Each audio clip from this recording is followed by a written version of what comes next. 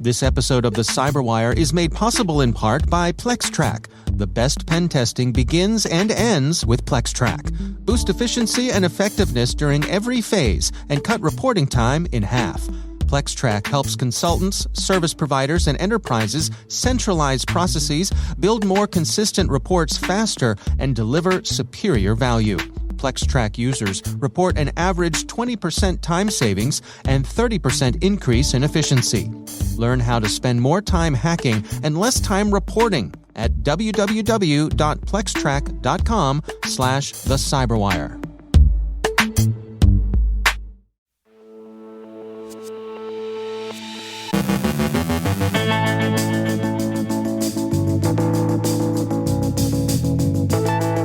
Lithuania warns of increased DDoS threats, limited Russian success in the cyber phases of its hybrid war, another warning of spyware in use against targets in Italy and Kazakhstan.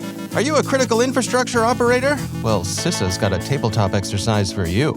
Kevin Magee from Microsoft has advice for recent grads, a look back at the year since Colonial Pipeline with Padraic O'Reilly of CyberSaint. And sometimes ransomware is just a spy's way of saying, nothing up my sleeve.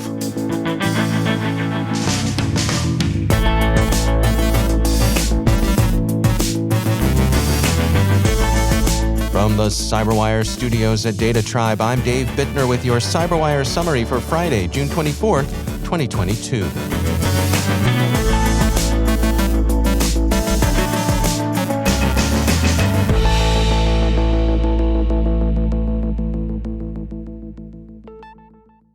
BleepingComputer reports that Lithuania's National Cybersecurity Center, the NKSC, has issued a public warning that the threat of distributed denial-of-service attacks is rising. The alert says, most of the attacks are directed against public authorities, the transport and financial sectors, leading to temporary service disruptions. The NKSC urges all managers of critical information infrastructure and state information resources to take additional security measures and to follow the NKSC recommendations for protection against service disruption attacks. There's no explicit mention of Russian operations in the alert, but it's clear whence comes the threat. BleepingComputer notes that a nominally hacktivist group that claims to be acting in the Russian interest, Legion Cyber Spetsnaz, declared in a Telegram post cyber war against Lithuania and published an ambitious target list. Large banks, logistic companies, internet providers, airports, energy firms, mass media groups, and various state and ministry sites. BleepingComputer reads the Cyber Spetsnaz as an offshoot of Killnet. Spetsnaz is the Russian term for its military special forces, throat-cutting operators who've inherited their tradition from the Cold War Soviet Army. Rough Western equivalents would be Cyber SAS or Cyber Commandos or Cyber Rangers, a little grandiose and a little puerile, and so far, more than a little unearned. The Cyber Spetsnaz declaration dates from Lithuania's decision to forbid shipments of sanctioned goods through its rail corridor to the detached Russian enclave of Kaliningrad. Reuters reports that Moscow has blamed Lithuania's action on Washington. The Russian Foreign Ministry said in a statement, the so-called Collective West, with the explicit instruction of the White House, imposed a ban on rail transit of a wide range of goods through the Kaliningrad region. Microsoft's report, Defending Ukraine, Early Lessons from the Cyber War, includes an account of Russian targeting in the cyber phases of its hybrid war against Ukraine. The report says, Russian targeting has prioritized governments, especially among NATO members, but the list of targets has also included think tanks, humanitarian organizations, IT companies, and energy and other critical infrastructure suppliers. While Russian cyber operations have, as many have observed, fallen as far short of the widespread devastation of infrastructure as Russian combined arms operations fell short of the conquest of Kyiv, both widely expected, they've enjoyed some success. According to Microsoft, since the start of the war, the Russian targeting we've identified has been successful 29% of the time. A quarter of these successful intrusions has led to confirmed exfiltration of an organization's data, although, as explained in the report, this likely understates the degree of Russian success. Google's threat analysis group reported late yesterday that spyware developed by the Italian firm RCS has been found in use against targets in Italy and Kazakhstan. Google says, "Today, alongside Google's Project Zero, we are detailing capabilities we attribute to RCS Labs, an Italian vendor that uses a combination of tactics, including atypical drive-by downloads as initial infection vectors, to target mobile users on both iOS and Android. We have identified victims located in Italy and Kazakhstan." Targets appear to have been infected by phishing or through the installation of malicious apps, and the malware comes in both iOS and Android versions. One surprising conclusion is that in some cases, the spyware operators worked with the victim's ISP to disable the target's mobile data connectivity. In some cases, RCS had earlier cooperated in its business with the now-defunct hacking team. The tools RCS apparently sold to government customers were described last week by researchers at Lookout under the name Hermit. TechCrunch reports that Google is notifying the victims it's been able to identify. CISA hosted a workshop Thursday providing an overview of the CISA tabletop exercises packages, an unclassified adaptable exercise resource focused on facilitating discussion around a scripted hazard or threat scenario. Robert Lauer, the workshop facilitator, explained that the CTEP is designed to assist government and industry partners in developing your own tabletop exercises with pre-built templates. There are over 100 scenarios to choose from that encompass both cyber and physical security. Several of them involve both. The CTEP exercise materials include a situation manual, an exercise planner handbook, a facilitator and evaluator handbook, and various templates that can be used throughout the exercise. The ultimate goal of the resource is to help facilitate understanding, identify strengths and areas for improvement, and/or changes in policies and procedures. GovTech reports that workshops on CTEP will be held monthly and hosted by CISA Exercises Infrastructure Security and Exercise Branch, with participation from private stakeholders and critical infrastructure owners and operators. There is no registration required for these workshops, which are open to the public. To use the CTEP exercises, however, you need a critical infrastructure community account on the Homeland Security Information Network. You can learn how to create an account on their website. Finally, SecureWorks reports that a Chinese threat actor it tracks as Bronze Starlight is conducting ransomware campaigns against selected targets, but that the ransomware is probably misdirection to cover cyber espionage and theft of intellectual property. The researchers say the victimology, short lifespan of each ransomware family, and access to malware used by government-sponsored threat groups suggests that Bronze Starlight's main motivation may be intellectual property theft or cyber espionage rather than financial gain. The ransomware could distract incident responders from identifying the threat actor's true intent and reduce the likelihood of attributing the malicious activity to a government-sponsored Chinese threat group. One of the marks of Chinese official involvement is the distinctive loader Bronze Starlight uses. It's been seen before in other campaigns run by Beijing's APTs. Once the loader's installed, it decrypts and executes a Cobalt Strike beacon for command and control. At that point, the ransomware goes in and the data goes out, and it's KD bar the door, but too late. And the threat actors are far more interested in the data than in any ransom payment. SecureWorks points out that good practices like keeping systems patched and up to date and monitoring your network traffic will help, and they provide a useful set of indicators of compromise. So yes, indeed, Katie, bar the door.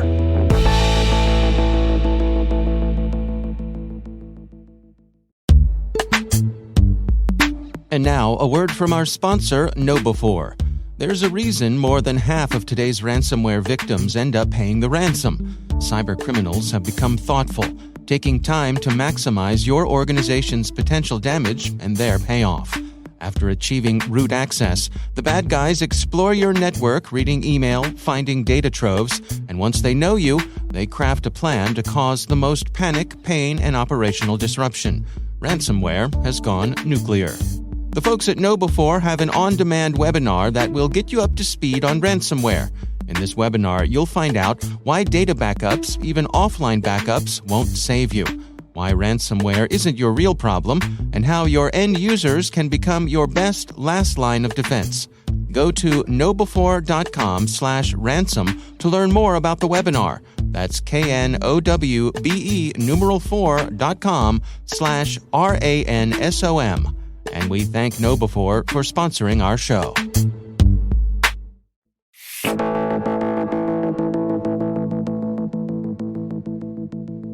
It was just over a year ago that news of the Colonial Pipeline breach hit the newswires, and with it a flurry of activity, speculation, and ultimately response. I wanted to get a reality check on where we stand a year out from that important event, and for that I checked in with Padraic O'Reilly, co-founder and chief product officer at CyberSaint. In the wake of something like that, major supply chain issue around something like gasoline, people were just shocked and confused and didn't understand the implications of it. And it was burbling into the public through mainstream media news outlets. And it's sort of difficult for people to understand what some of, the announcements and, press releases out of Colonial even meant. What does it mean? OT is not IT, and operational technology and cyber to physical, and all of these sort of terms of art in cyber confused the public to some extent. So I think it was a really chaotic week or two.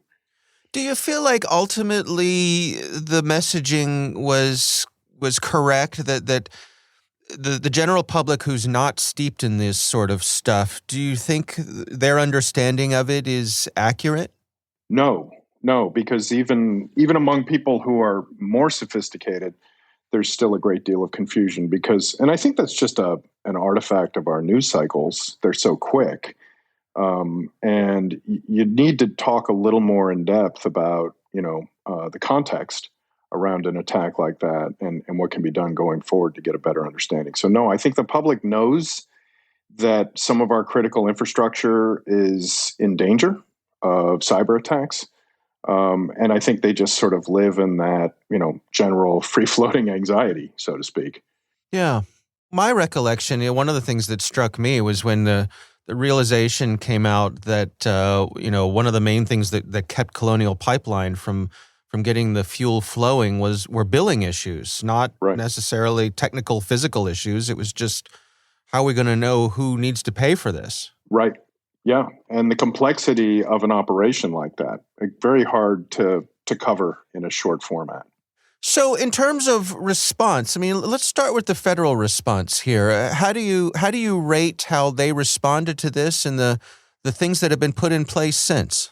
I would rate the response highly, in terms of, the two directives and some of even the back behind the scenes legislative activity, senators sending letters and encouraging the Department of Energy maybe to get a little more involved, because long term, that's probably the solution. So I think the government did all the right things. The issue really is, I think is TSA prepared to deal with this problem at scale going forward. You can outline guidelines. There were a couple of directives that came out. They're pretty clear, but it's not very easy to implement all of that for all pipelines, and there's a great deal of haggling going on. So I think the response was great, but the implementation, not so much. Where do you suppose we stand today? I think where we stand today is, we're in a negotiating period between some of the pipeline operators and the TSA. The TSA does have the regulatory authority to levy fines, but they're not going to do so until they feel like industry is in a better place with respect to, getting on the same page with the directives. What do you suppose it's going to take to reach that level of alignment? I think a couple of things probably have to happen. Either the TSA has to get bigger, has to devote more resource to this, or the Department of Energy is going to have to become involved long term, because this kind of reminds me a little bit of 2008 and when NERC-CIP came out. There was a long period of how do we comply? How do we do this? And it really didn't start to see the results of, say, NERC-CIP compliance until, a couple of years out. Do you think we're on a realistic timeline here? I mean, is it reasonable that these changes, these adjustments in how things are done are taking as long as they're going to take? No, because I'm in the business of helping companies, comply more generally, and I just look at the other regulatory frameworks that the government has right in place. Say, for example, DFARS or CMMC for Defense Department subcontractors.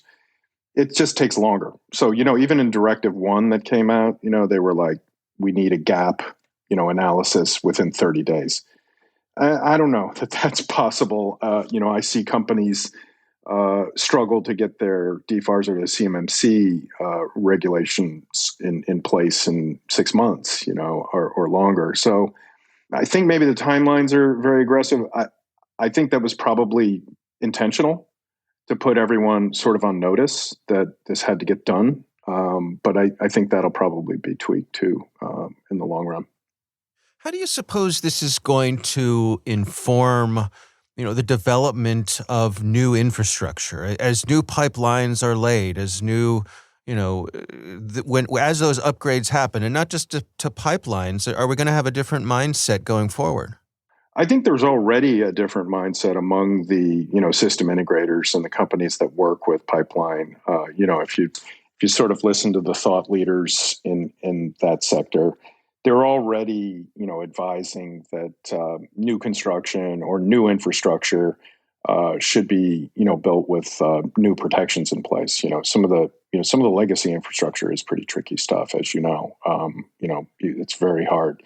It's a notoriously difficult problem to patch operational technology systems. So a lot of the companies that build infrastructure are mindful of that. And a lot of the consultants who put that infrastructure into place are mindful of that. That's Padraic O'Reilly from CyberSaint. There's a lot more to this conversation. If you want to hear more, head on over to CyberWire Pro and sign up for Interview Selects, where you get access to this and many more extended interviews.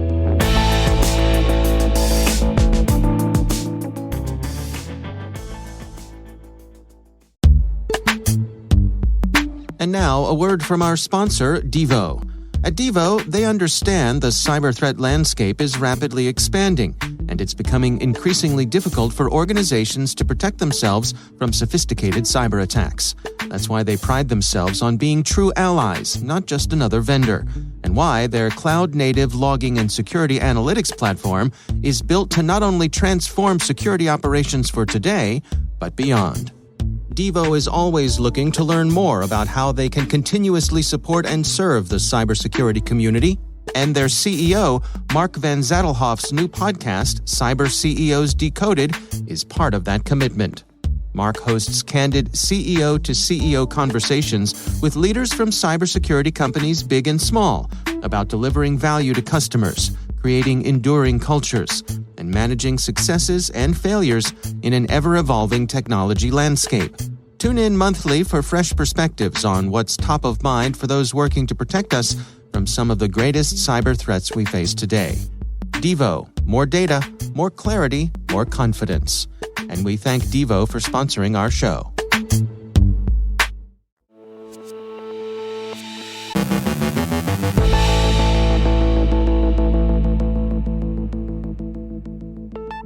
And joining me once again is Kevin Magee. He's the Chief Security Officer at Microsoft Canada. Kevin, always great to welcome you back to the show. It is hard to believe, but it is that time of year again when the graduates are hitting the pavement looking for new jobs, and many of them want to enter this hot area of cybersecurity. I know this is an area that is important to you. You actually give a lot of your time to speak to some of these folks. What sort of things are you telling them, and what feedback are you getting? Thanks for having me back, Dave, and thanks for investing some time discussing something really important to me, which is making sure that we're not only building the pipeline, but we're getting these students out into the work world to start to close some of these gaps that we're seeing in not only talent, but just in workforce. And it's one of my favorite things to do. I get asked to speak to a number of universities and colleges, primarily in Canada, more and more each year about how do you get that first job, or how do you hack your way into the security industry.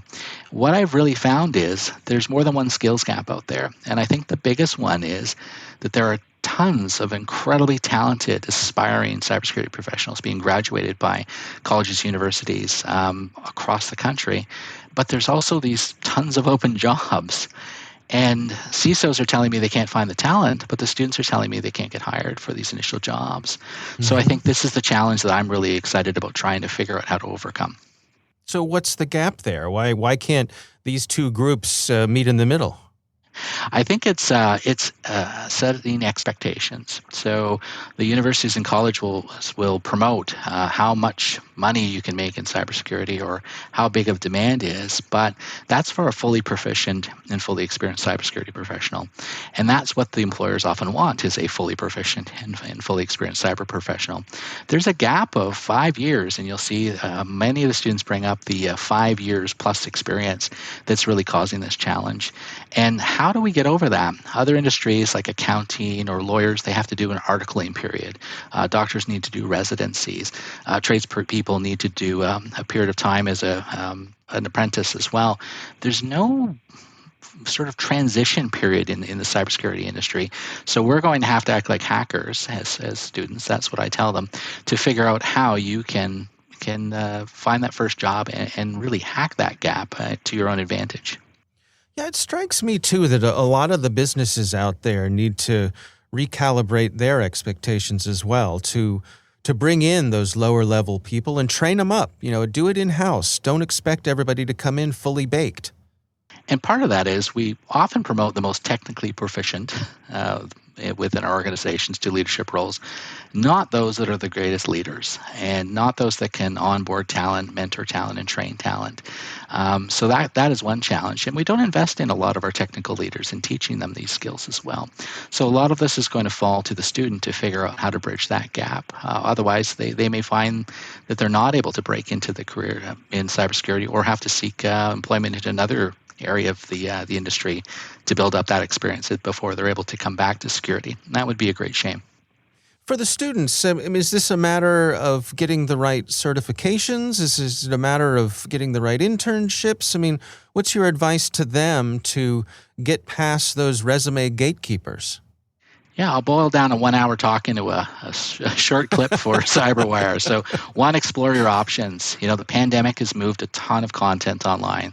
Conferences are online. You can start to see what people do and what their people are talking about. Learning about the different roles and getting connected to some of those people, reaching out.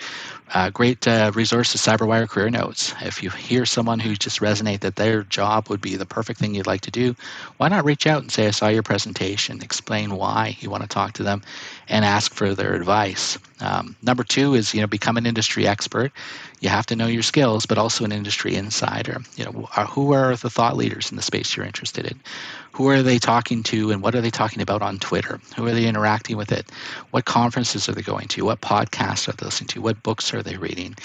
This can be really key. I love the Cybersecurity Canon as a great, if you haven't looked up that, give it a search, as a great book intro reading list for those new to the industry.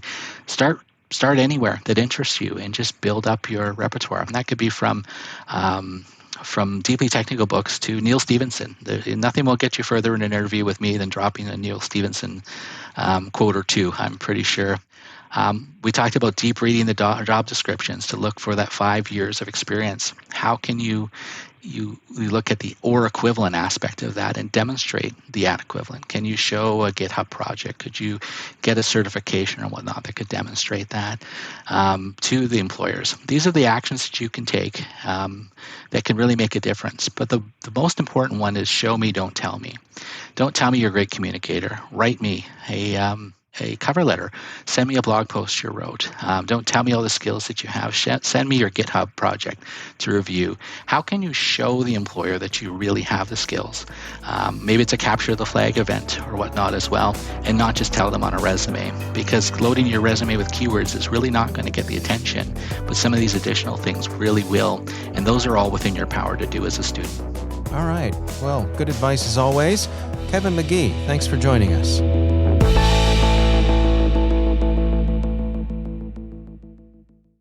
Thanks to all of our sponsors for making the CyberWire possible, especially our supporting sponsor, CyberReason. Ransomware shouldn't feel inevitable. You should feel invincible. CyberReason is undefeated against ransomware with the only predictive ransomware protection available. It's the ultimate defense against ransomware. Visit cyberreason.com to learn more.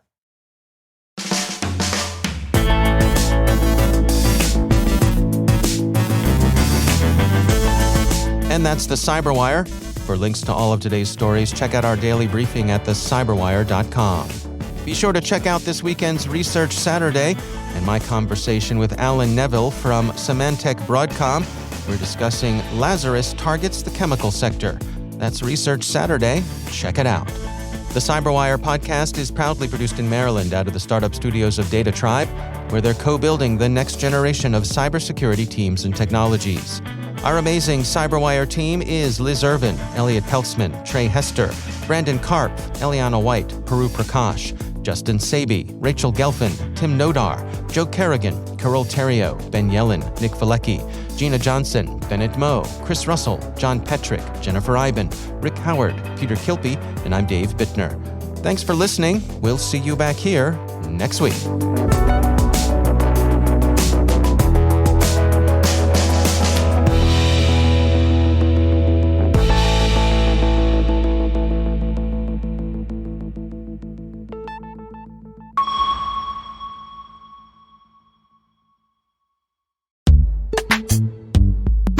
And now, a word from our sponsor, CyberReason. They're out there, and they're coming for you. Ransomware attackers, sophisticated criminal armies bringing organizations to their knees and costing companies millions. But ransomware shouldn't feel inevitable. You should feel invincible. CyberReason is undefeated in the fight against ransomware with the only predictive ransomware protection available, automatically stopping attacks before encryption and empowering security teams with full visibility. It's the ultimate protection against ransomware, an AI-powered defense that defeats ransomware at every stage of the attack, stopping today's threats and ready for tomorrow's. True cyber defense designed for true defenders. Because ransomware won't define this era, those who defeat it will. Visit cyberreason.com to learn more. That's CYBEREASON.com. And we thank CyberReason for sponsoring our show.